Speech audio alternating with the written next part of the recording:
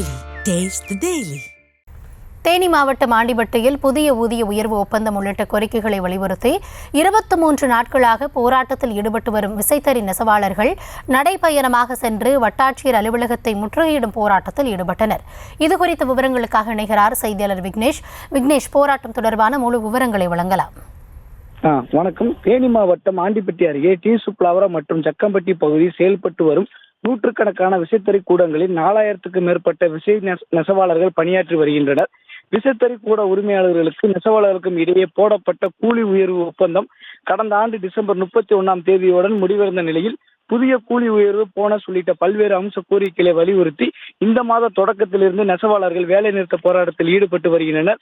23வது நாளான இன்று வேலை நிறுத்த போராட்டம் தொடர்ந்து நடைபெற்று வருகிறது. இந்த வேலை நிறுத்த போராட்டத்தால் நெசவாளர்கள் வருவாயின்றியும் கடுமையாக பாதிக்கப்பட்டுள்ளனர். நெசவாளர்கள் தெருவுகளில் அடுப்புகள் வைத்து கஞ்சி காய்ச்சியும் போராட்டம் நடத்தி வருகின்றனர்.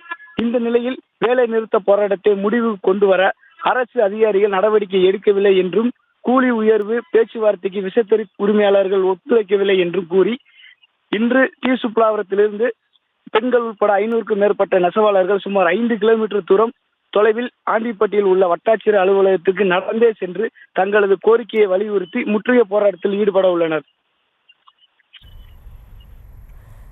போராட்டம் தொடர்பான விவரங்களுக்கு நன்றி விக்னேஷ்.